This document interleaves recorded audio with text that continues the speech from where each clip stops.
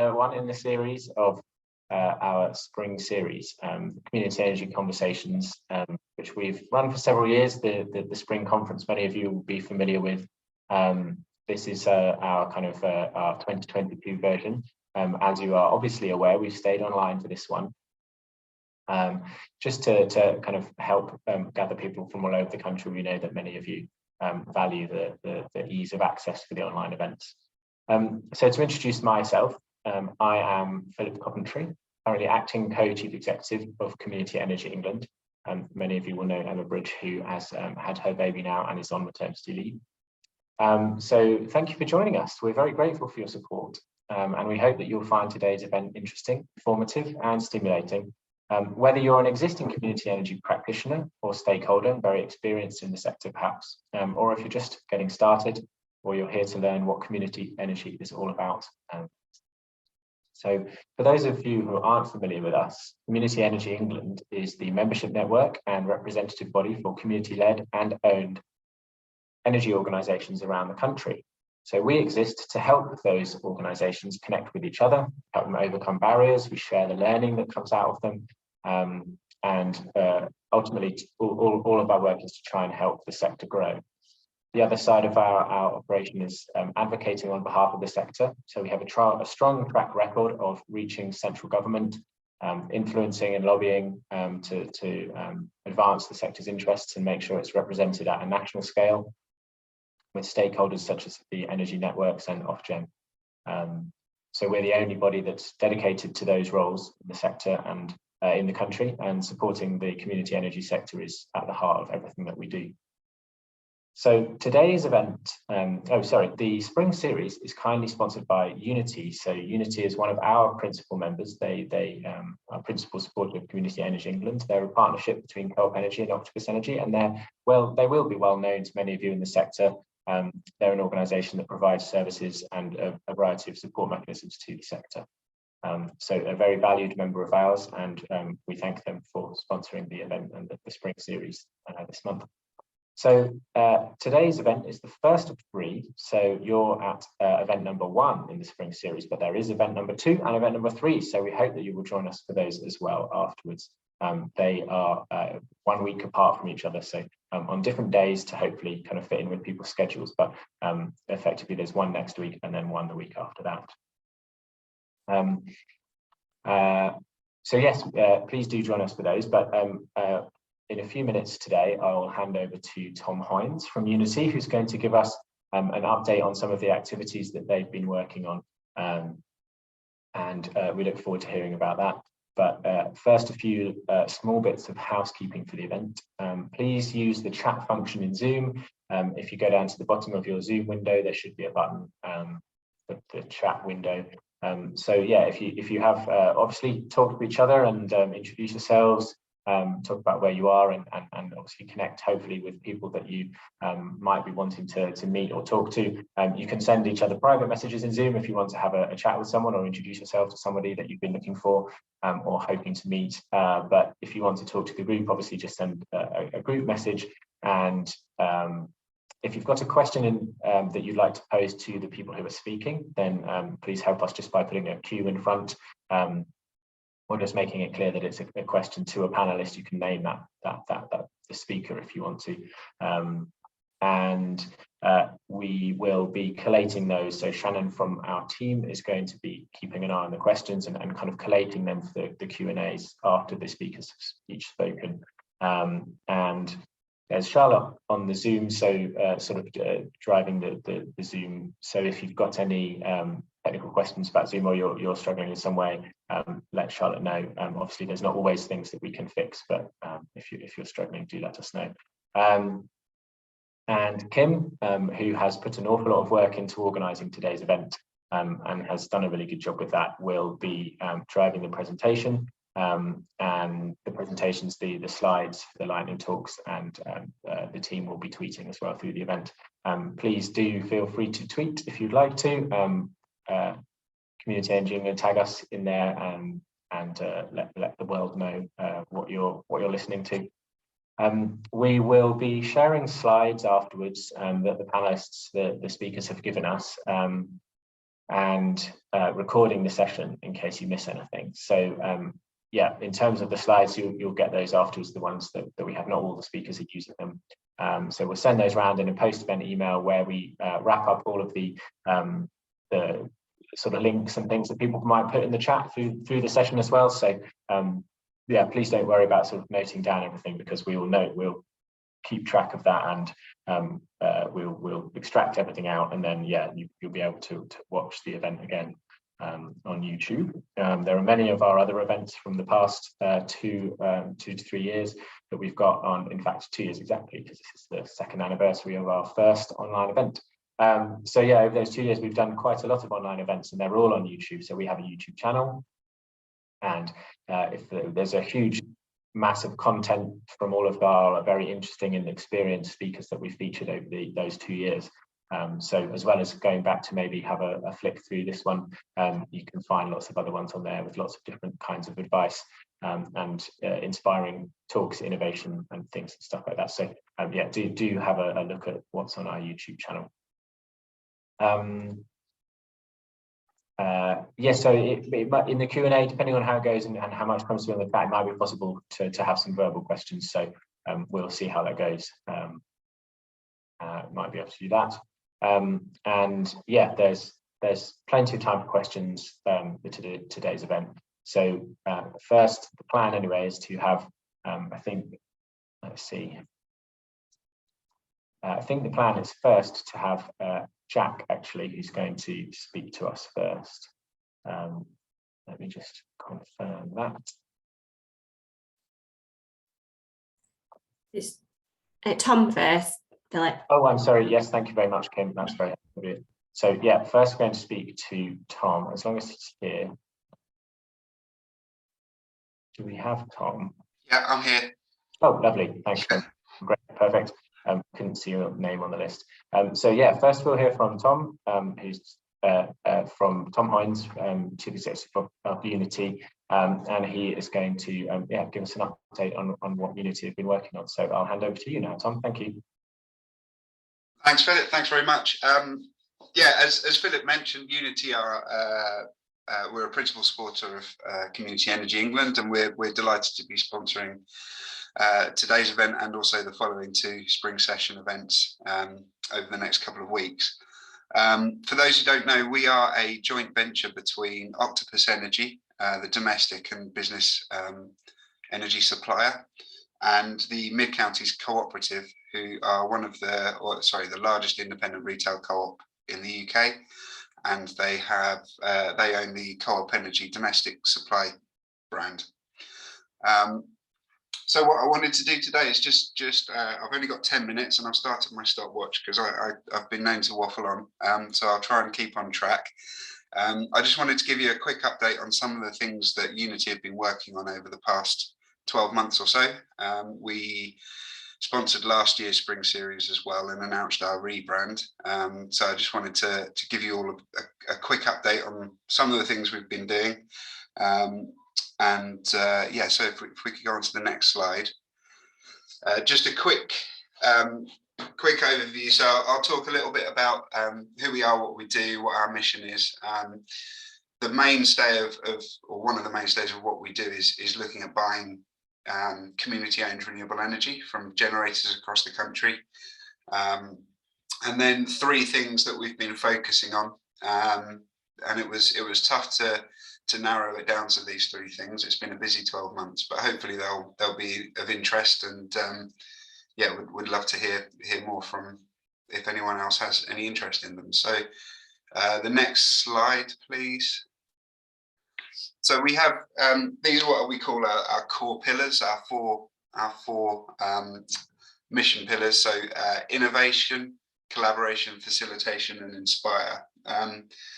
We are extremely passionate about seeing community energy breaking into the mainstream, and extremely, or certainly convinced that in order for us to achieve what we want to do, we need to be at the forefront of innovation and leading the way in terms of what's possible for sustainable projects, sustainable ways of working, but those that benefit the communities in which they operate and ensuring an equitable future. So innovation is core of what we do, and I've got a couple of examples of things we're looking at there.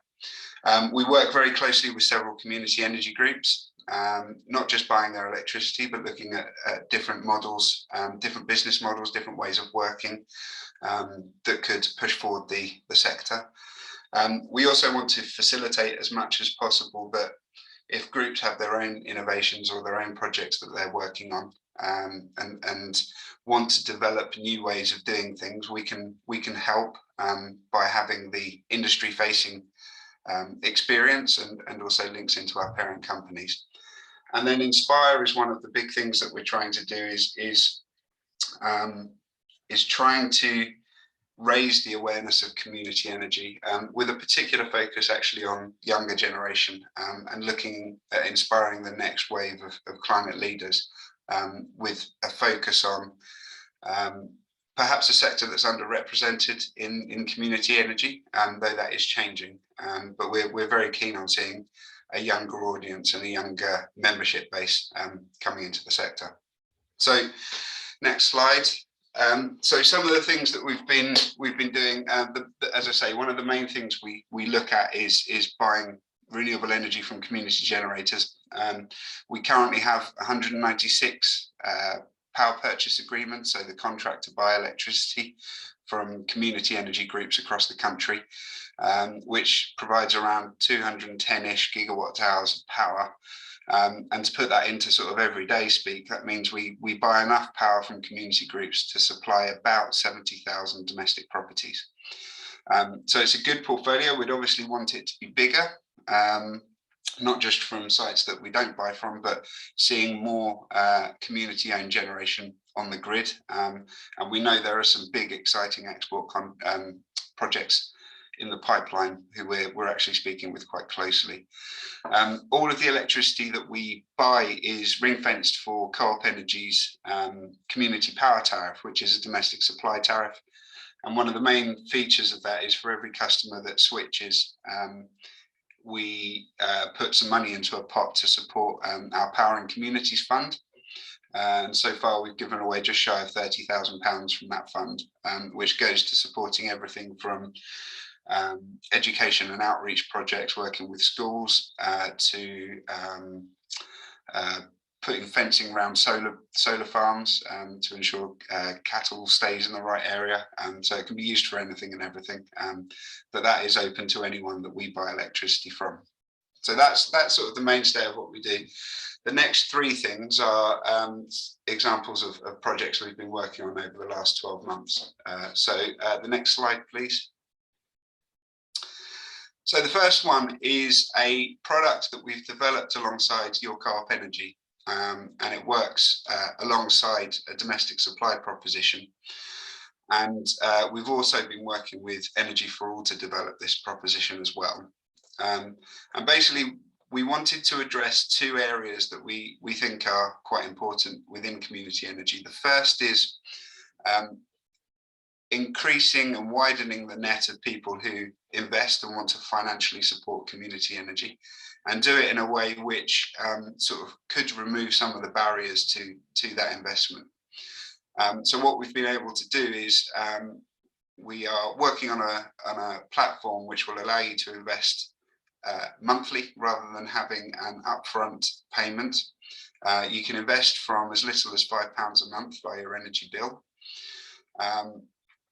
And as I say, the aim of this is to bring community energy investment to a wider audience. And we hope by removing that need for any upfront payments and lump sums at the beginning, it will cause more interest and raise the profile a little bit of what's possible with investing in community renewable projects. The second thing, and one of the things I'm most excited about, is looking to inspire and facilitate the next generation of climate leaders. So as I say, we've worked very closely with Energy for All, who have helped us to create or in the process of creating an e-Bencom based around what will be our first project, which is a refinancing some existing solar panels on a Co-op food store in Bourton on the Water. This is viewed by us as very much a pilot, and what we're hoping will be the first of many projects, particularly because we want to do some new build, but for the purposes of this first trial, we're refinancing some existing stuff into community ownership.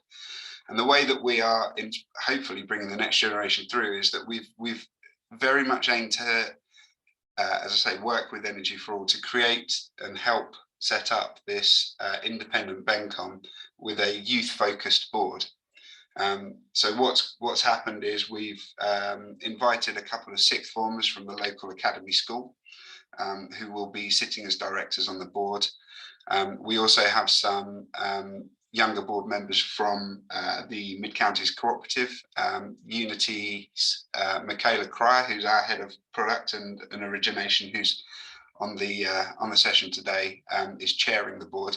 And there you'll see Paul Fair as well in the middle, who is from Energy for All, who's acting as the experience and sort of the guiding hand for these younger people who are looking to do their first community energy project. So I won't talk too much more about that, because on the 5th of May, I believe, which is the final spring session, there's the opportunity to hear from Michaela and Amelia, who are both in that photograph there. And we're hoping a couple of the sixth formers, but we're slightly reliant on their schedule. So we're hoping to hear from them as well. So I won't go too much more into that because I don't want to spoil their talk. So the next thing that we've been looking at, so we go on to the next slide. So we've been looking at the Community Green Revolution, which is a finance offering. One of the things that we've noticed, and we sort of the recurring themes that we found when speaking to groups across the country, is that for groups who don't have an existing asset base, or perhaps looking at the smaller end of generation, and a megawatt, the equivalent of a megawatt or two of solar, for example, is that finding debt provisions at that level can be quite tricky. And that's for a couple of reasons. One, even if you can find someone to lend, the interest rates seem to be disproportionately high. And certainly if you take into account the transactional fees and due diligence fees and all of the other things that get tacked onto it, it can very quickly make a project unviable. So what we've done with support from Octopus and Mid-Counties is we've created a revolving debt facility exclusively for community energy groups. And the aim is to try and keep that as the rates on that as low as possible. So we're aiming for a 3% interest rate on that.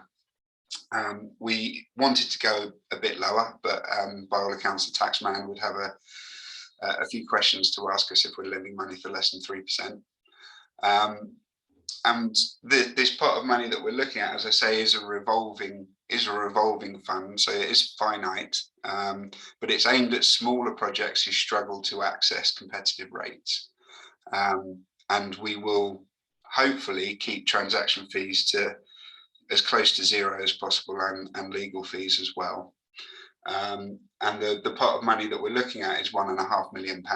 And the aim is if we are successful in financing our first 2 or 3 projects, then we would hope to grow that pot quite significantly and look at rolling out with bigger projects and more projects across a year.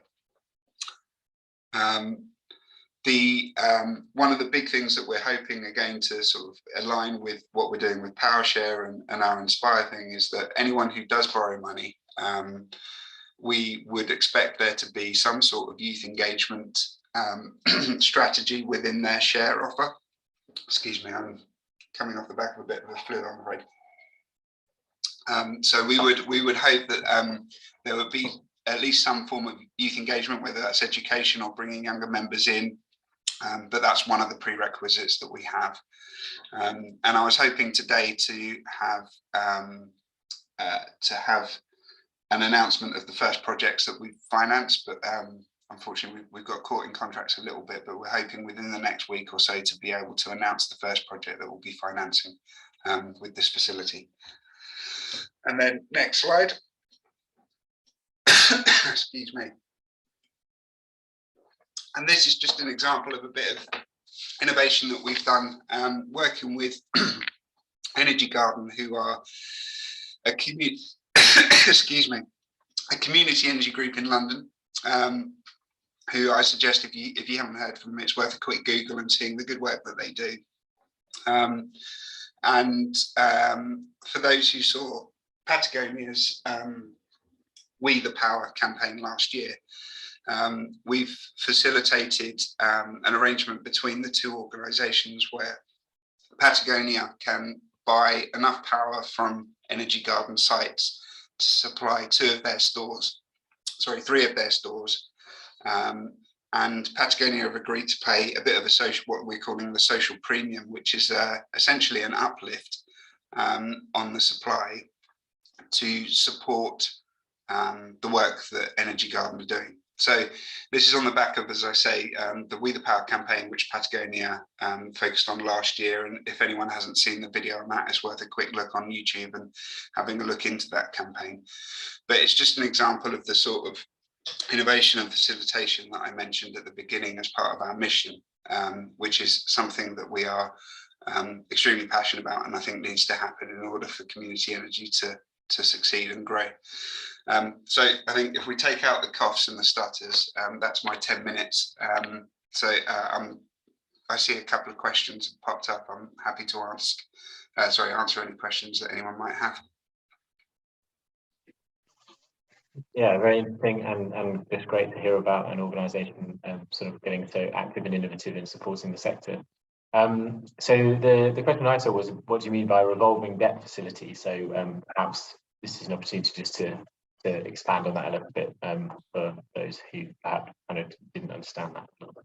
Yeah, so essentially what we want to do is, because it's a finite amount of money, the intention is to try and we're only looking at construction, so short-term debt. We don't want to hold long-term debt in a project. We'd much rather see the project in community ownership. So we're very much looking at the construction phase, and the aim is that if we can finance the construction phase of a project, once it is refinanced into community ownership, or once a project's built, it's possible to find cheaper debt for an existing built project. Is that we would be able to exit, and then the money that we've used to finance that project, we just pick up and drop onto the next project. And the aim is to revolve that amount of money that we have as many times as possible in the shorter time as possible. So we're aiming for to revolve that pot 3 times every couple of years. And the reason behind that is we want to see deployment at speed. Yeah, hopefully that answers that question. And Tom, tell us, are you going out to find the organisations, or are you going to make sort of this open so people can get in touch with you and express interest? Yeah, so initially, so over the last sort of 6 months or so, we've been working very closely with projects that are going through C.H.E.E.S.E.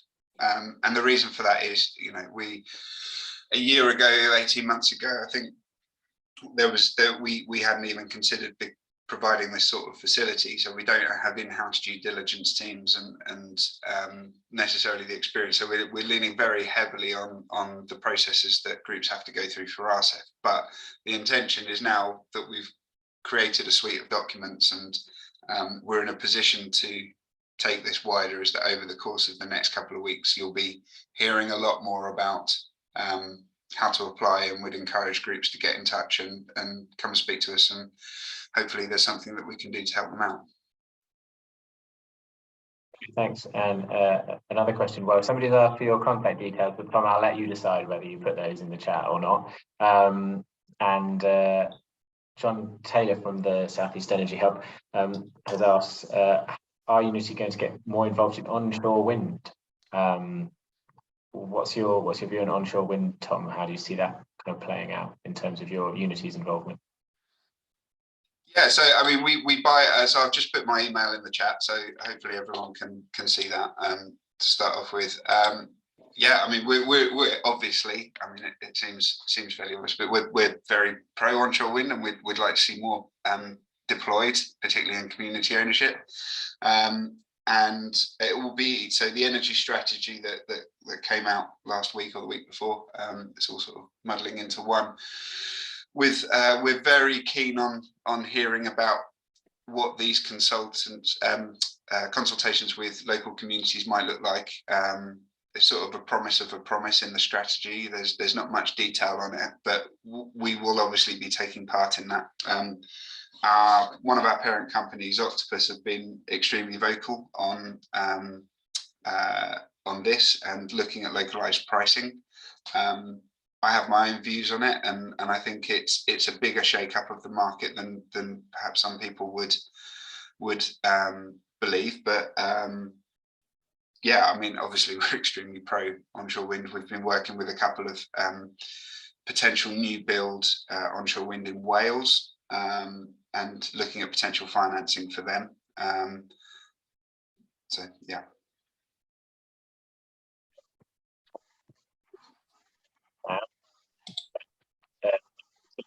Any we put them in.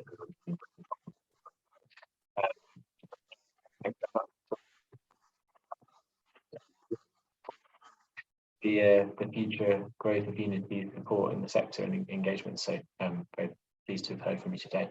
And thank you again for Unity's sponsorship of the spring series, something we do appreciate. So now I will move us forwards. We'll next hear from our first lightning talk speaker, who today is going to be Jack Irwin. Jack is the Smart Energy Systems Trial Manager at Low Carbon Hub, which is down in Oxfordshire.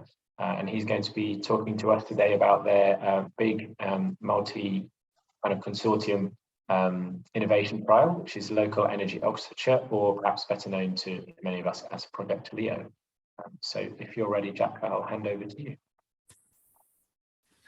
Yes, thank you. Flexibility in the grid is expected to reduce UK energy costs by up to £10 billion a year by the year 2050. Today, I'd like to talk to you about the flexibility trials that we have been participating in, the Low Carbon Hub, with our community-owned energy assets, and how you as community energy asset owners can participate and be better prepared for this market in the future. So my name is Jack Irwin. I'm Smart Energy Systems Trial Manager at the Low Carbon Hub. This effectively means that I manage the assets that we use to participate in these trials. The Low Carbon Hub, some of you may have come across, we're a community interest company. We have a portfolio of 40 community-owned energy assets, and we have one being commissioned tomorrow. That's our flagship, which is Ray Valley Solar, 19 megawatt solar farm. I think that's the largest community-owned energy asset in the country. And Project Leo and Transition, these are the projects that are trialling these flexibility markets. To quote, Leo is the most ambitious and wide-ranging innovative energy trial, and it's seeking to accelerate the UK's transition to a zero carbon energy system. So this is the flexibility market is largely run by Scottish and Southern electricity networks, where they're going from being a DNO, which is quite passive and that they just manage the grid, the upgrades to the grid, to a DSO, where they balance the network at the distribution level. So first of all, in this speech, I'd like to talk to you about the drivers for this flexibility market. Secondly, I'll talk to you about our learnings as being the only participant so far in this flexibility market. And then thirdly, I'd like to talk to you about what you can do as energy asset owners to prepare for this flexibility market. So first of all, with the driver for flexibility. Well, the biggest driver is on reducing the amount of grid upgrades that will be required by 2050 to support the transition to net zero. So as you're aware, the UK is aiming to be net zero by 2050. This involves the decarbonisation of heat, the decarbonisation of transport, and the decarbonisation of the grid. The decarbonisation of heat, hundreds of thousands of heat pumps, electric heat pumps will be plugged in at the distribution level. Hundreds of thousands of EVs will be plugged in at the distribution level. And also many properties will start having domestic PV. So this puts huge amounts of generation and demand all at the distribution level. So massive amount of grid infrastructure is going to be required to accommodate this. However, with flexibility at the distribution level, we believe we can mitigate the amount of grid infrastructure required. Many of you who have read the British Energy Security Strategy will have seen that one of the points there is about flexibility and how it can offset potentially tens of billions of pounds by 2050. And on that point, I did read the Community Energy England response to that report, and it was quite a refreshing read. You mentioned big check centralized supply side measures that would be controlled by big businesses for profit. Yes, I got that as well. But with these flexibility markets, it will enable those at the distribution level, small generators, for example, even domestic households to participate and make revenue in this market. So I'll now move on to our learnings as being the only participant so far in these trials. So just to recap, SSEN have moved from being a DNO to a DSO, so they are now procuring services to balance the grid at the distribution level. So one of the services that they're procuring is called Sustained Peak Management. Sustained Peak Management is where in the winter between 6 and 8 p.m. there is a huge demand on the grid, and they're looking at removing that demand. So they will pay you to switch off things that are causing large demand, or they will pay you to generate during that period. So we used a 50 kilowatt hour battery at the distribution level, and we participated. Now the payment was £300 per megawatt hour. That's probably not that much. Some of you with a private wire are probably being paid £160 per megawatt hour. So there isn't a great deal of revenue to be made, but our main learning was that it does take quite a lot of time to participate. For example, we need to provide proof of dispatch, the proof that we did it, and that requires Excel sheets, clean data, and all that takes time. However, so that they're the challenges. Also, the commercial case is unclear because the market size is dependent on how constrained the network is in a particular area. So if the network isn't constrained, they won't need to auction these and get these services. So it's quite difficult to write the business case. So we've sort of come to the conclusion that you won't buy an energy asset to participate in these trials. The revenue from these trials will be a sort of benefit, a bit like a flake in a Mr. Whippy, for example. But the good news is that we're working to reduce these costs. We're working on automation to drastically reduce the time commitment required to participate. And we're also looking at aggregation. So using multiple assets to all bid in for one auction. So this is all going well so far. But the most exciting part of these trials is the DSO enabled part. That's where we can trade with other people on the distribution network, as opposed to selling services to the DSO. So for example, one of them is where we can trade our export capacity. We have a hydro plant run off the river, Sanford Hydro.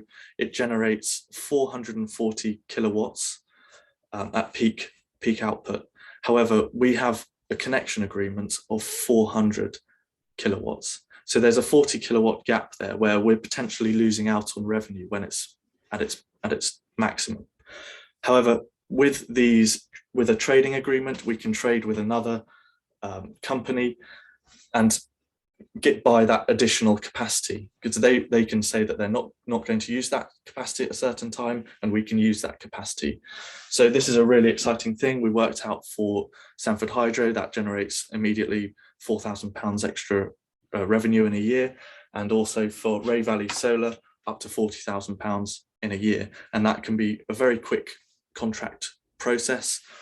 So there's huge upsides to the trading there. So I'll now move on to what you can do as energy asset owners to be part of and to prepare for this flexibility market in the future. First of all, I'd say ensure that all new build energy assets are compatible with delivering flexibility. So that means ideally you'd be able to remotely control them and they'd be metered on a minute-by-minute basis. Second of all, I'd suggest staying informed, so reading the reports that we publish on the Leo website, just to keep informed with that. Third of all, seek opportunities with your local DNO. There are areas of the grid now that are constrained. I know WPD, they have a map and it shows all the areas where the grid is constrained. It might be that you can contact them and provide services to them to help balance the grid.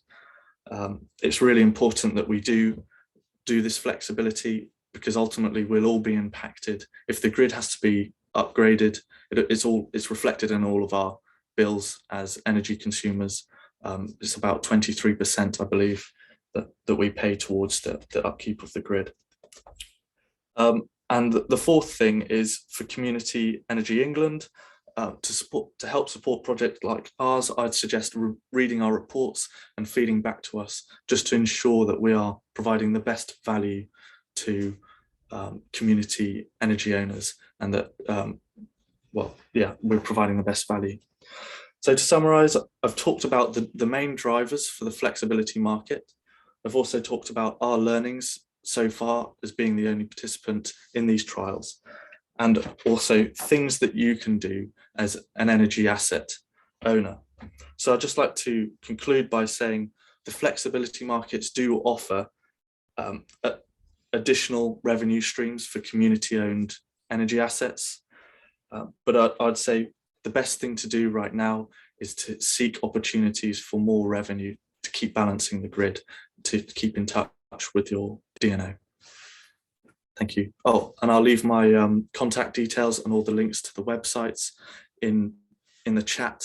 And also, these trials have been opened up to everyone in Oxfordshire, well, most of Oxfordshire. So if you wanted to participate, there is the opportunity to do so. Thank you. Thank you very much for that. Yeah, very interesting and clear talk. Thanks. So I know that we've got one question brewing from Damien, but just wanted to encourage others. I haven't seen any come through in the chat, so this is a really kind of important part of the future energy system. And so if any of you are have been thinking about it and you're not sure about anything, Jack's a good person to ask. So if you've got questions about flexibility, grid balancing, those sorts of things, I encourage you to come up with them and pop them in the chat, and we'll ask them. But first, Damien Tao or Damien Toe had his hand up. So Damien, if you'd like to ask your question now.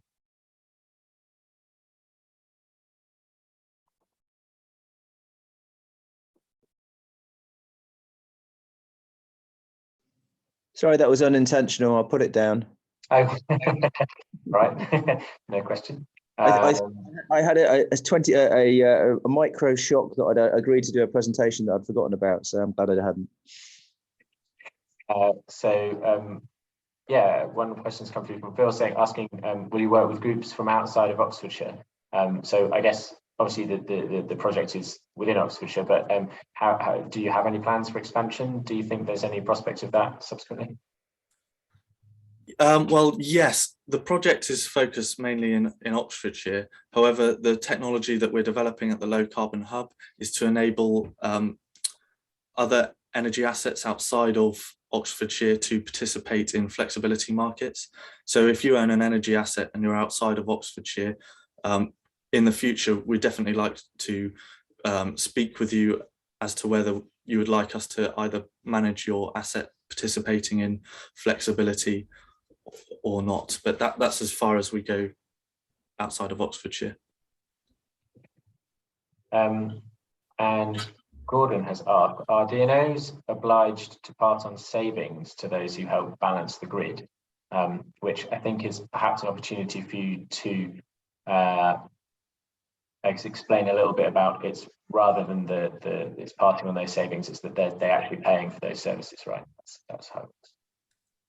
That's correct. There are a number of services that we can provide the DNO or DSO, and they have different fees. So SPM, for example, that they've moved it up to £600 per megawatt hour. So you do get paid for those services, but what we're doing in these trials right now is trying to understand how much it actually costs to participate, because we have to manage the assets and provide the proof of the dispatch, etc. So yes, we do get paid for it, but there is also a cost to participate as well. Thanks. And just to add to that, Gordon, each DNO, all of the DNOs are now procuring those services, so they all have flexibility auctions and a range of different contract types, contract lengths. They've reduced the entry point in terms of the low voltage network and the relatively small amount of flexibility services that an organisation could provide, but still participate in the various different balancing services that the DNOs need. So there's quite a lot of information out there, most of it provided by the DNOs because they want to, they've set this up and worked collaboratively with each other to try and do things like make it the same contract that's used by all of them, for example. So yeah, it's not a big part of the community energy sector yet, as Jack sort of talks about in terms of trying to figure out how much it costs and how community energy and others can be involved. So it's at the early stages yet, but certainly all DNOs are involved in it, and there is more out there in terms of information if you're interested. Great, those are the only questions that I have seen. And yeah, as John Taylor from the South East Energy Hub has pointed out, so the energy hubs can help with those conversations about flexibility and how your organisation, if you do own an energy asset of some kind, would be able to get involved in providing those flexibility services. So the energy hubs, or the net zero hubs, as I think some of them are now known, are good contacts to help set up those connections. Great. So we are very slightly early. So I think we're due to have a break. So we'll just have a quick, I think it was down for a 10-minute break. So time to go to the loo, make yourself a cup of tea or coffee at this time of the morning. And we then will be back at 11 a.m. So yeah, just leave yourself in the Zoom and put yourself on mute, and yeah, we'll see you back here at 11 a.m, please. Welcome to everybody. I hope you managed to refuel accordingly. And yeah, it's great to be here with you all, and we'll continue now with the second part of the event. We've got a couple of great speakers coming up, and yeah, we'll continue with the lightning talks. So the next one is from Allison Cawley from the C.H.E.E.S.E project, which is down in Bristol. And I'm sure she'll explain the acronym as well as tell us about the retrofit projects that they've worked on, the learning that's come from that, and the challenges that they've met along the way. So as long as you're ready, Alison, I will hand over to you. Thanks. Thank you very much. So just before we start, if you hear any drilling in the background, I apologise here and now, and I've got some workmen in, but I hope we won't get too much disturbed. So good morning, everybody. I'm Allison Cawley. I'm the Managing Director for the Cold Homes Energy Efficiency Survey Experts Project, C.H.E.E.S.E. And First Thermal Limited, the company's been set up to replicate the C.H.E.E.S.E project by socially franchising it. I'm honoured to be part of the C.H.E.E.S.E project and First Thermal Limited, although I've only been in post since December. I'd like to thank Community Energy England for inviting us to speak this morning. The C.H.E.E.S.E project was started in 2014 with funding from British European Green Capital in order to combat fuel poverty and reduce carbon footprints by carrying out thermal surveys. Using unique low-cost systems, we have already assisted over 500 households in Bristol and Bath to improve energy efficiency and the comfort of their homes. About a quarter of our surveys are done for free for those on low incomes. So moving on to the next slide. We're proud that we actually won a national award from Community Energy England in 2018 for the most inspiring energy conservation and/or management project.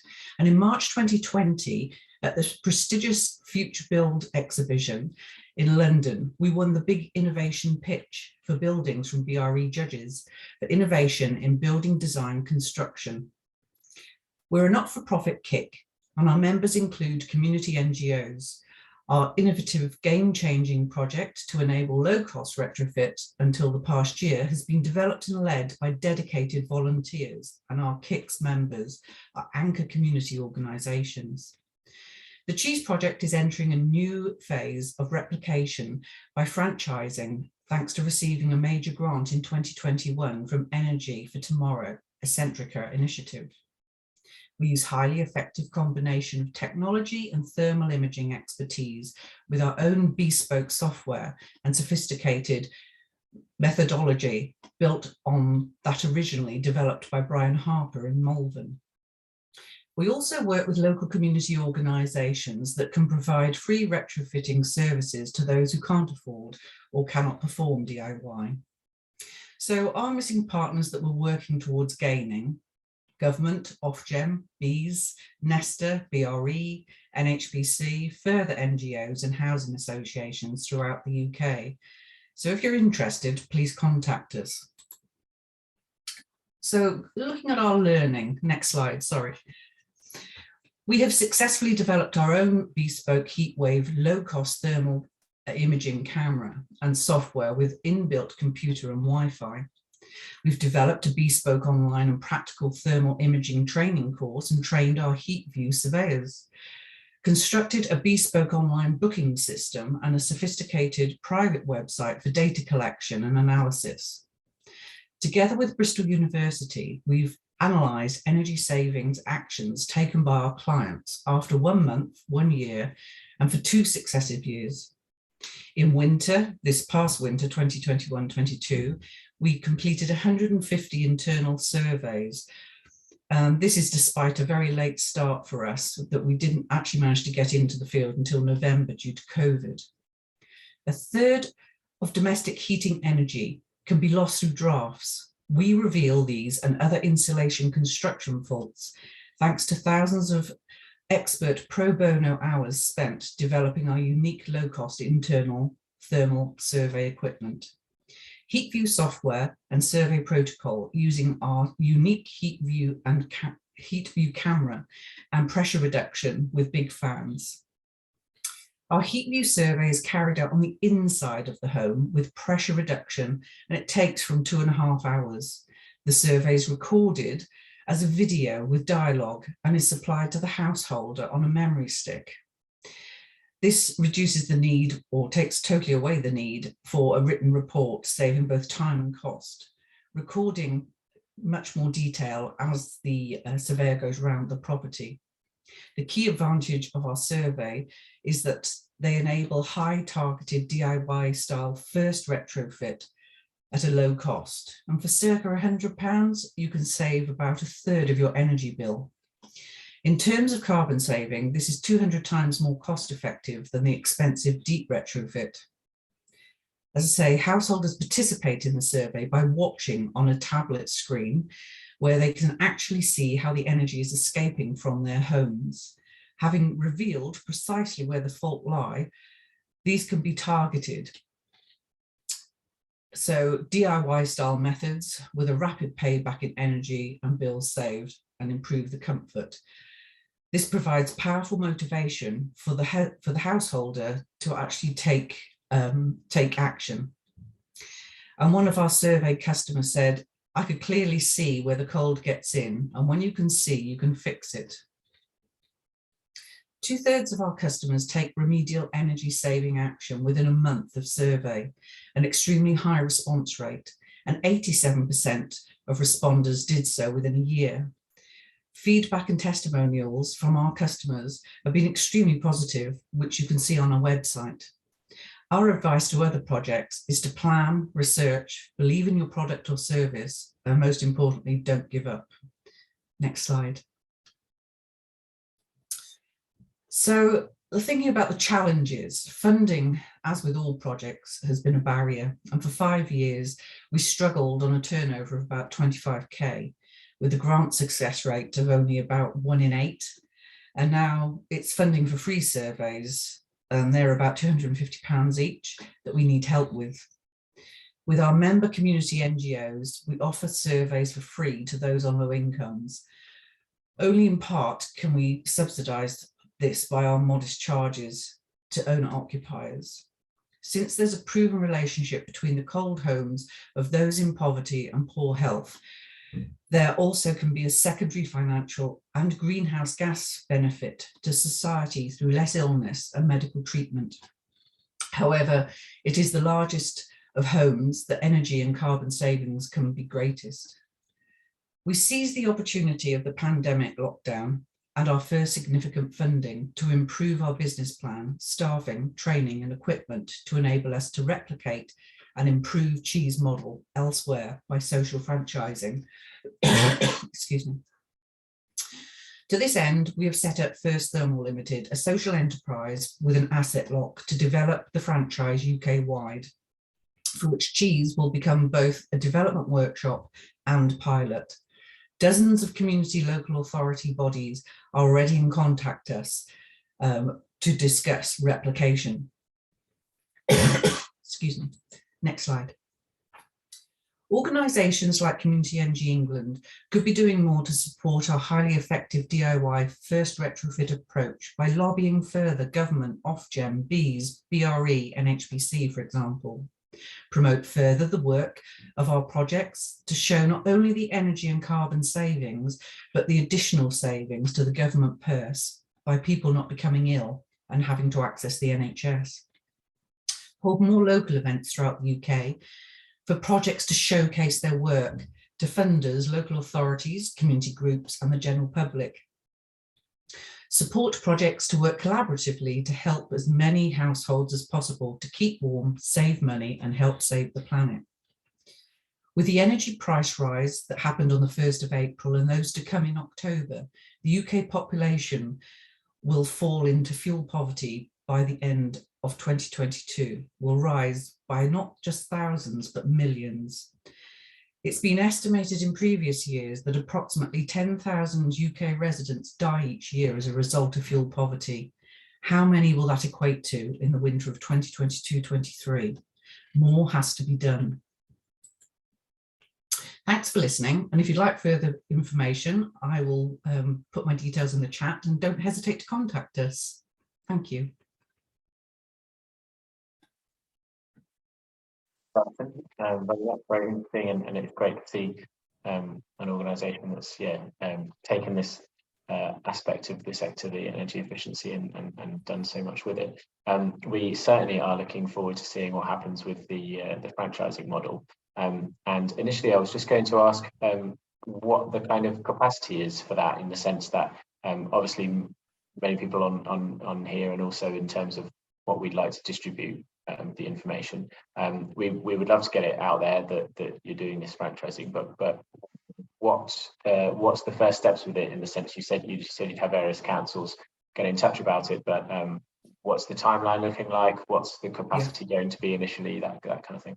Okay, so we are at literally development, that we've developed where we are. We know exactly what we're going to be doing. The operations manual is just being tweaked and finished at this very moment in time. But we've got a list of potential people that are speaking with us. So what I would recommend, if anybody is interested, myself and the CEO, Mike Andrews, more than happy to have a Zoom or a Teams call with anybody to find out more information.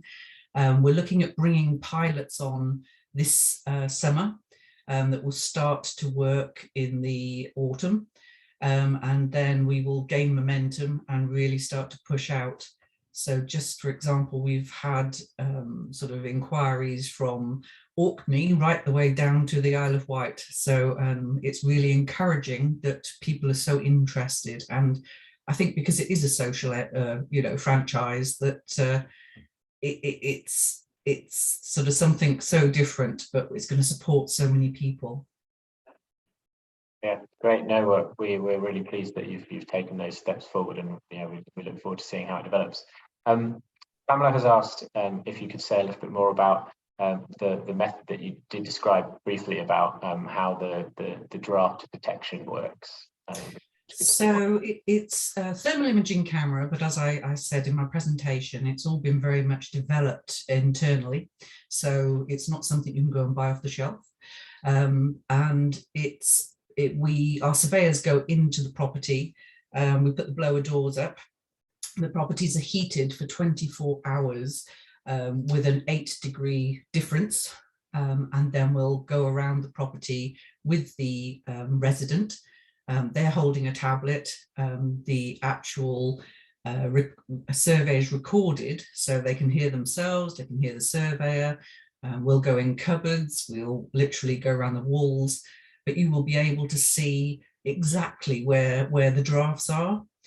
For example, if you're starting to see a cold spot on a window, we'll be able to tell you, is it the top left-hand hinge that needs adjusting? So it really goes into a lot of detail.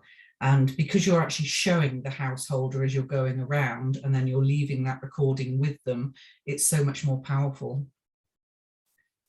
So I hope that answers that question. Yeah. That's how your system works, and it does sound great. One more question about the franchising was just what size of organisation? I guess you have mentioned councils, but are sort of community energy organisations or very small organisations, are they also potential partners? Yeah, what we're hoping to do is we're not restricting it totally, but we're hoping that they're going to be socially minded, so that, to try and work with not-for-profits and the community organisations. It's not just about local authorities, it's actually finding those people at the heart of the communities, because the people that are at the heart of the communities, residents in their areas will trust them.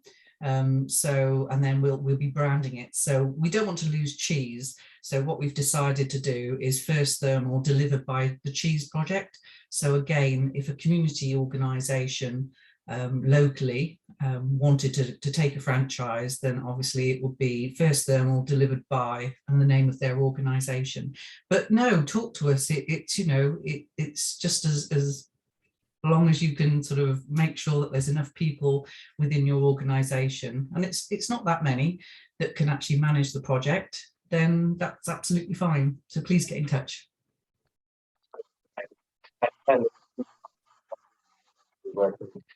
More on some things like this in terms of spreading the good practice and the learning, the different opportunities, and working with the community energy sector to help equip it to get involved in more of this kind of activity in terms of energy efficiency and fuel poverty. Definitely. And we've actually got one community energy that is supporting a community group. So they're actually going to fund the franchise for the community group. So as part of their community benefit. So that's absolutely fantastic. Great, absolutely. Yeah, we'll be pleased to hear about that, and then spread those kinds of models, because I know that funding is always a question, as you did mention in your talk. But I think that spreading these successes and these models is going to be an important part of the coming year.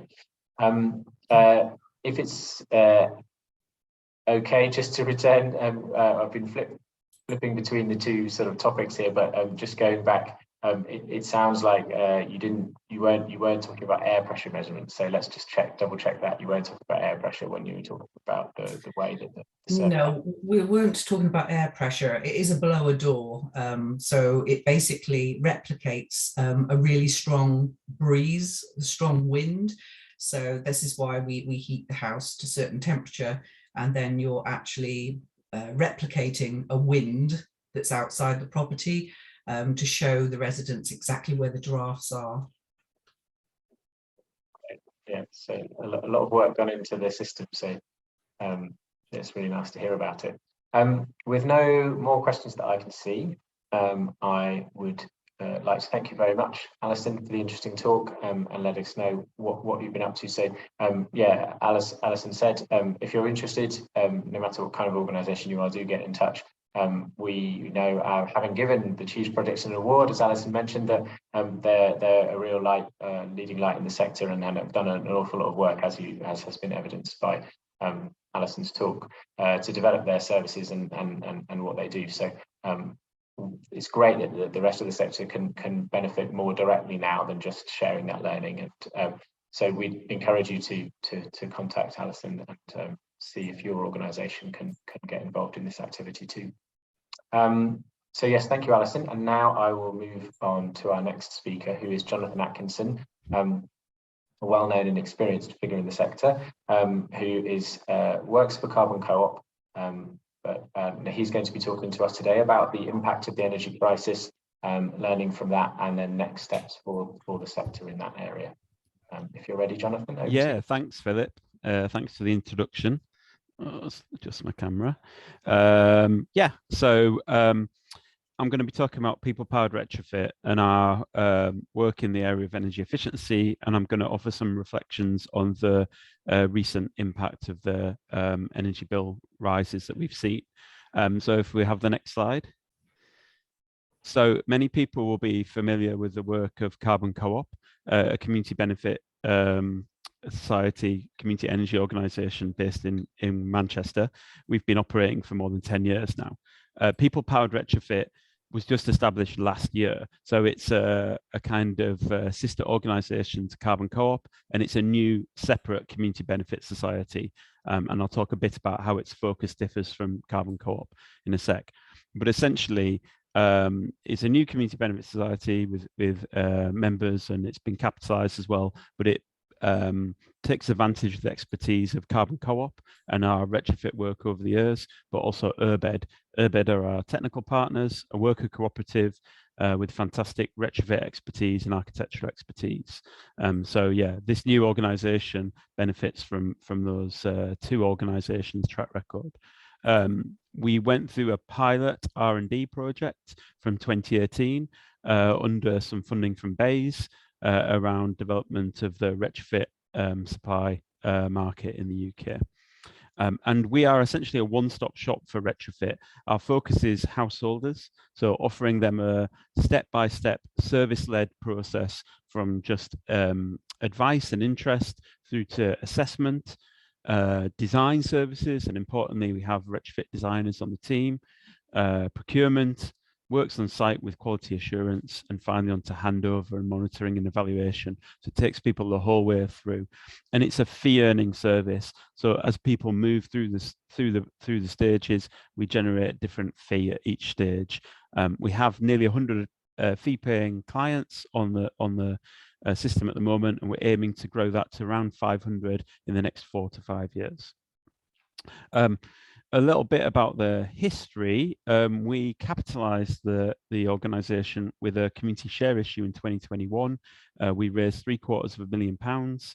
We brought in 350 investor members as part of that, and we'll be opening that out to a broader set of members now that the share issue has been achieved. And we have 12 members of staff, and those members of staff vary from retrofit assessors and advisors. We've got designers, all different types. As well as the retrofit service, we also are a training provider for retrofit contractors, and we're a software development company as well. So we design, develop and replicate, share with others the software that we've developed that sits behind our services as well. And yeah, excitingly, like C.H.E.E.S.E, we're now replicating across the UK using that kind of social franchise model, which I'm happy to talk a bit more about as we go on. So yeah, that's our stuff. We're quite busy at the moment. Lots of different things going on. Lots of different services that we offer. So the next slide. So yeah, as was remarked, I was asked to sort of say a few words about the energy crisis and how that's impacted on our work. What I would say is, like, the focus of our services is able to pay. although we do some work in the less able to pay and in fuel poverty, but a lot of that work remains in carbon co-op, and a lot of that retrofit work remains there. So the focus mainly of people powered retrofit is people able to pay for retrofit, but there's no doubt that the energy price increase has had a real impact across the board in terms of householders and bill payers, and there's very few people aren't feeling an impact from that. So it has significantly raised the profile of people powered retrofit and retrofit in general and energy efficiency, and we've been asked to appear in all sorts of different media and in the newspapers and all sorts of things. It's also had an impact on the number of inquiries we get. There's been a significant increase in demand, both from clients and from people wanting to replicate. Someone's got their mic open, so you might be able to shut it because I'm hearing an echo in my ears. So there's been quite a demand. I think, ironically, there's been like just no government response, really. There's been a few minor things on the edges around VAT, solar, there's been the heat pump scheme as well, but really, it's a massive fail from government. And what we've seen is like EU governments, both like around the Commission, but also states, take significant impactful action around this. The scheme in Italy has been incredibly popular. Ireland has announced a retrofit program, predated the Ukraine crisis, but it's huge in its scope and scale and ambition, and it kind of really demonstrates what could be done. And our hope is it might shame our government into action. Having said that, like, our model doesn't rely on government action. It relies on householders wanting to pay for our services, and this really has just improved the business case for retrofit. If people are paying more, then the investments they make in reducing those energy use will have a bigger impact. So it kind of increases the business case, really. I think there's an urgency that is within the sector and obviously within wider society. I understand that urgency and the need to take action. I do also fear that a little bit as well, that we might rush into things, especially when we've seen schemes in the past that have been low quality, like eco or like elements of eco anyway, that have just exacerbated existing problems. So I think whilst there is an urgency, we need to be minded about long-term impacts and quality. I also think, coming back to that idea of fuel poverty, I think especially in community energy, it's an area that we feel we want to take action. We want to help those most in need in society. I think there are issues around community energy being able to do that, often because we don't have the resources to do so. We're not funded by the state to do that. And because of our capacity and expertise, I think our view is that from an energy justice point of view, that those more able to take action on climate change and in this area, those with more resources, who are generally those more responsible for some of the issues around climate change, it is a duty for them to take more action than trying to force like the poorest in society to take action. What we believe is it requires redistribution of resources from rich to poor, for people to enable those people to take action, and that fuel poverty is a systemic issue, and it requires state intervention to remedy it. And for us, we think there is a campaigning role, an overt campaigning role for community energy, to make that case to government. It's only by redistribution and state action that we'll tackle issues around like poverty. Okay, next slide, final slide. Okay, I was asked to reflect on sort of more wider some of the kind of lessons for us, in terms of like what's enabled people powered retrofit and where we're going in the future. I'd say partnerships is super important. We've worked with other community energy organisations in the development of our service and replication. I think there's a role there for local authorities, but I think we're still developing and learning what that role might be, because local authorities are constrained in their own ways, and we can offer things that they can't, and vice versa. But there's not always a natural fit there, and thinking needs to be done there, or piloting. Also, DNOs were discussed it earlier in the agenda, and I think there is interesting opportunities around energy efficiency, and we work closely with Electricity North West around some of those.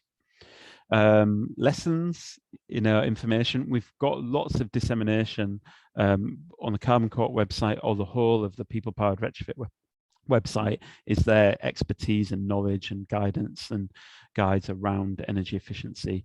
I would like, encourage people to go out there, have a look. I think for us, it's about getting out there and doing stuff, at a small scale and growing, but also finding that technical expertise and as much as possible incorporating it into community energy organisations, so we're able to deliver these things and value isn't lost to the sector. In terms of barriers and obstacles, it takes time, and a retrofit takes time for a householder, and it takes time for us to build up as a sector and this expertise. I think the government action, personally, I think there is a role here for government to resource the sector to be better able to engage in this area, and to some common resourcing around like energy advice and quality and that sort of thing. And that's what I think is lacking, is the development for kind of organisations, not-for-profit organisations like ourselves. As in terms of support and help, there's information. We happy to share information and what have you. We have got loads and loads of videos on our YouTube as well, which again is like expertise and knowledge that is there to share. I think there are organisations such as Community Energy England and other community energy groups. There are also people like the AECB, Association of Environmentally Conscious Building, and groups like C.H.E.E.S.E, who are doing a lot around retrofit standards that I would keep an eye out for. So yeah. Okay, that's my final slide. I think. Oh, I've got another slide. Thank you. But yeah, more information or questions. Yeah, happy to answer. Cheers. It's always really good to hear from you, and to hear about this kind of new model that you're working on. And immediately we've had a question about the interest rate in the share offer. So I wondered if you could answer that, but also maybe expand a little bit on how that sort of share offer works. Share offers for retrofit energy efficiency services are not, the majority of the share offers we see in the community energy sector. So just wondering if you could sort of maybe give us a little insight into how that went. I guess I know it was successful, but did you have to do anything in particular different because it's not a generation sort of setup?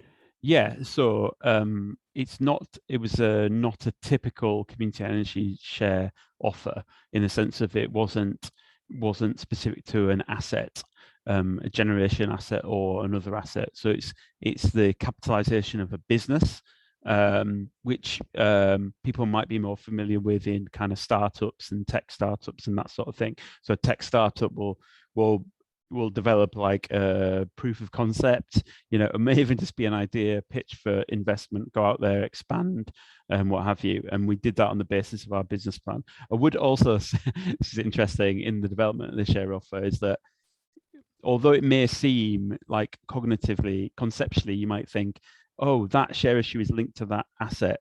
The asset, or like a wind turbine, for example, the ability to make income from that asset is a business plan, is a business model. So all share issues are effectively based on business models, Anyway, so we spent a long time, and it's like a 90-page document setting out our business plan, our approach to income generation. I think fundamentally behind it is the fact that during the pilot, we found that we had more demand than we could satisfy with capacity. And so it's a simple, if you like, capitalist kind of argument that if we get more money to invest capacity, we can meet more demand and grow as a business. So that's very simple conceptual terms. And like a startup business, which effectively we are anyway, we're looking to grow, in the first few years to grow capacity and to then take advantage of that in the latter years. And our business plan's a 5-year business plan. So it looks like, gaining capacity and market share now, and then exploiting that further down the line. And especially things like the training services and software products. Again, that's the thing where you invest time and energy into that and you can exploit them later. We modeled a 5% return on investment in the latter years of that 5-year business plan, and that's what we're looking on track to do at the moment. So yeah, the business plan is there, and people can have a look at it either on the FX website. It's also available on the Carbon Court website as well. It's 90 pages. There's loads of information, and as well as like our business plan is really useful, I think, for the rest of the sector as well. Little bits of learning and good practice as well. Great, thank you.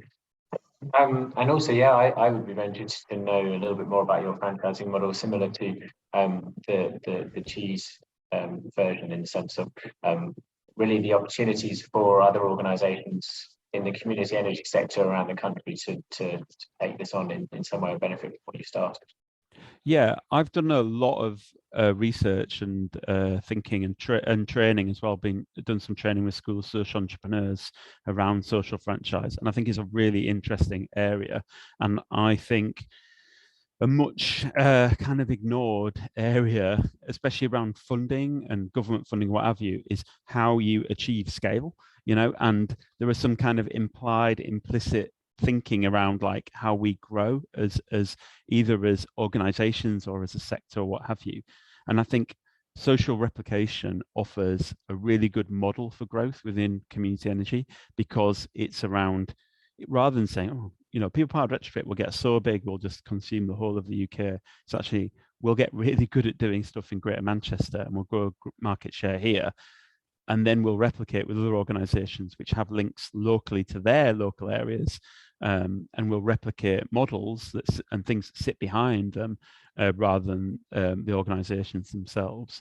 What I would say is like different franchises are appropriate to different organizations, and there was a lot of discussion around cheese and what that might look like. I'd say for the organizations we are replicating with or would potentially replicate with in the future, they tend to have a greater technical capacity on board already. So and they're already trading as well. They're already trading in some way. So they have that expertise within the sector and knowledge of trading of that kind of business, social enterprise business model. And we're really careful necessarily in who and how we replicate, because obviously it's huge reputational risk in like, it's also a lot of committed resources as well. So in terms of organizations we might replicate with now, it's people who already have a bit of a track record in energy efficiency and are looking to grow. It's people that already have some training expertise as well. What we often do is people come to us with a lot of enthusiasm, but not necessarily having that track record. And what we would say is like, look for development funding and little bits to gain a foothold in this area and to gain the appropriate skills. And some of the organizations we're working with now have gone away, accessed training, built reputation, piloted little things, and have come back to us. And that's at the more appropriate time for us to work with them. So yeah, it is a kind of high value, high high capacity service, and those are the sorts of organizations we work with. Thank you. We've got a couple of questions about the sort of the service part of it. So how have you approached engaging the target audience? How do you advertise? How do you go and find people? I mean, it sounds like you've got a lot of demand, but yeah, how have you generated that? It's really interesting. We use something called community-based social marketing, and I'll explain very briefly what that is. But actually, a quick way to explain it is like, it's the sort of thing community energy groups already do all the time. So community-based social marketing is around creating a message which is then resonates at a local area through community champions, trusted institutions and organizations, and it's very locally focused. What does that mean? It means things like running energy cafes, energy parties. We've used thermal imaging cameras where we've brought friends and neighbors into a house, and we've done that thing together collectively. We've done open workshops and engagement days and what have you, and worked with the councils and libraries and community social enterprises and that sort of thing. So it's sort of resonating the message locally, getting people interested and aware about this sort of thing, almost like the service is almost a byproduct of that, because we're literally awareness raising and helping people understand energy issues. And by the way, those that want to or can go forward to PPR.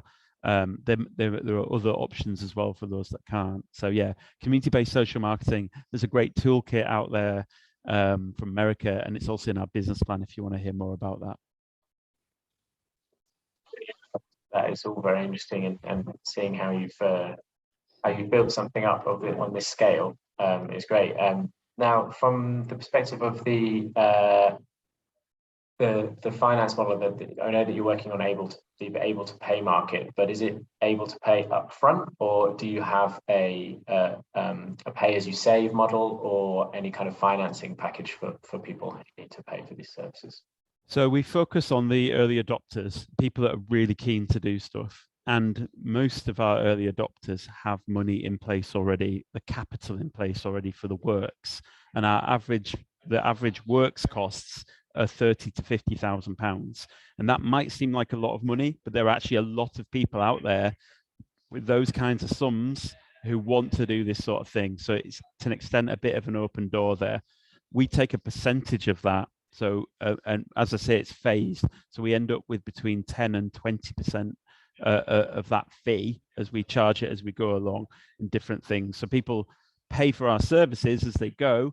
And then in terms of the work, they commission it. We're not a contractor, so they're not paying us to do the work, but we facilitate the procurement process, quality assurance process. We also train contractors as well. So essentially the payment for the works is going on between the household, the client, and the contractor themselves.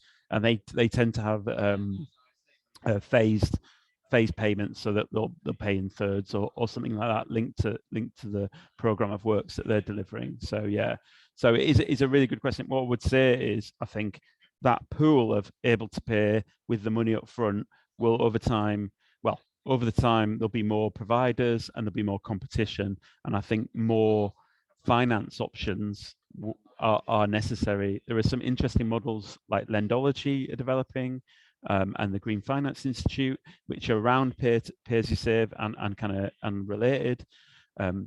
Credit unions as well are interested, and there are some potential for local authority kind of lending as well. So there's interesting things there nationwide as well, and there's more interest in green mortgages. So there's interesting things. It's not very mature at the moment though. Thank you. Steve, we've just got a question on the skills side. So I know you mentioned there in terms of groups kind of wanting to get involved, go away, find some training, and maybe expand their capability before they were to come and really take on a larger scale model that you might be able to help them with. What about community energy groups that haven't done any energy efficiency or fuel poverty related work? Where would you suggest that they start? So do you think it's just because I know that energy efficiency and retrofit is a different skill in terms of what you're talking about, to working with the most vulnerable people to help them and actually going out to provide advice to those people. Whilst it's all in the same ballpark, it is a different function. If someone's they've got their community energy group, they might have done a couple of solar projects, for example, they're thinking let's do some energy efficiency work. What do you think would be a good first step for those groups? Yeah, Philip, I think you make a really good point that giving advice to people in fuel poverty is a very, very different discipline to an able to pay service. And I think it's worth dividing those two things in your heads as well. And I think in terms of like testing and piloting and developing these projects, there's relatively small projects that people can do around energy advice that may be for in the fuel poverty context, or maybe for the able to pay, that people can do. What we often end up advising people in community energy groups is to look at things like Awards for All, which are £10,000 grants that help people test out a series of engagements in their local area that might be event-based, plus some work with community champions, plus some generic advice. And over kind of a year-long period. Obviously, Awards for All is one option. You might have reserves or other ways to do it as well. I would as soon as possible, look to collaborate with technical expertise from outside of the group. If you don't have that technical expertise, it might be local architects or energy advisors or specialist groups that can be partnered with to develop these kind of services. And it's about testing and piloting and getting out there and working with people. Thermal imaging cameras, I think, are a fantastic way to engage people as well. The cameras can be like £400. We do a lending service. We've got 3 cameras that go out to members. You know, there are fantastic, simple ways that people can do to engage and just grow that kind of capacity and interest. As people move on, there are things like the energy redress scheme that Ofgem do, and a number of community energy groups have been involved with that. And they are like good stepping stones to kind of build up in terms of capacity and staffing, 2 or 3 year projects, sometimes more innovation involved as well. So yeah, stepping stones, but get out there and get delivering and get trying things, I would say. Brilliant. Thank you very much, Jonathan. Yeah, much appreciated for your time and expertise and advice. And the same goes for all of the speakers. Thank you very much, Tom, Jack, Allison, as well as Jonathan, for giving us your time and your knowledge today. Really appreciate it. And it's just great to see so much good work going on in the sector. So as I did mention, the Community Energy England will be working more on energy efficiency and retrofit fuel poverty this year. So we've got a working group started up. Yeah, keep an eye out for more information about that kind of thing and get involved there when you can. So thank you for the sponsorship of Younity for today's event and the whole of the spring series, all 3 events. We value that very much, and there's just time to tell you about the upcoming spring series events. The next one is Wednesday the 27th of April, so that's next Wednesday, 8 days from now, same time, 10 a.m. For that, we'll be facilitating a panel discussion about securing new government funds, councils championing community energy. The panel will be chaired by Kate Gilmartin, a well-known and highly knowledgeable figure within the sector who works for the North West Energy Hub. I know there was a question or a comment in the chat about local authorities, someone here from representing a council or a local authority. So I really recommend you to come to the next session on Wednesday if you have that local authority perspective, if that's who you work for, but also for community energy organisations. Local authorities are going to be key over the coming years for government funding being channeled through local authorities. So we're pushing that again this year. So I encourage you to come along next week and hear a bit more about that. And then on the Thursday, the 5th of May, we have our final spring series event. So that's a conversation that we're opening up about the future of the sector. So we've got some interesting speakers who have varying views about the future of the sector, where community energy can go, what it needs. And we'd love you to be part of that, to hear from those people, but also share your own views too. The registration details are it's the same way. So on Eventbrite, you just get tickets for the other 2 as well as like you did today. So please do go in and register for those so that you can come along. Some of you may have been expecting to see Gustavo from NADA Community Energy and hear about the Tisbury Electric Car Club. Gustavo hasn't been able to join us, unfortunately, but I am just going to share with you a link. I did have it. I was very well prepared.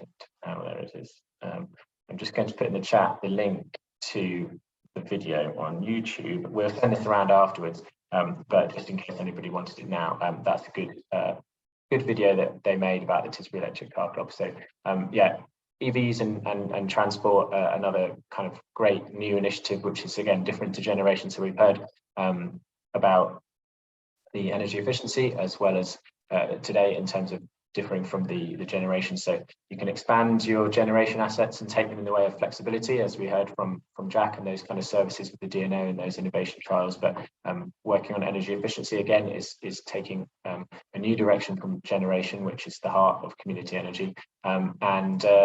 The EV kind of transport, car clubs, community mobility is also a new venture that many can get involved with. So that video might help you and give you some inspiration, and we will hopefully get Gustavo back on a future event. So that's about it from me, other than to say that Community Energy England is a membership organisation. So we, as I said, we represent the sector. We run events like this to try and connect up, share learning. We try to draw out the best successes, innovations, and progress that we can find in the sector and share it with you so that other organisations can benefit. So please do consider joining us. Hopefully one of our team will just put the link in there for me, but we'll send that around afterwards. You don't have to be a bigger established group if you're just getting started. You can join us at that sort of level. We have resources that we've collected for all sorts of organisations, and in our events we do try to meet the needs of various different organisations at levels of development. Please, do consider joining us. And lastly, thank you to Kim, our Communications and Events Officer, and the rest of my team for organising the event today. And thank you for all of you who've come and attended. We appreciate your support and joining us today. So hopefully we'll see you next Wednesday for the second part of the spring series. Thank you very much.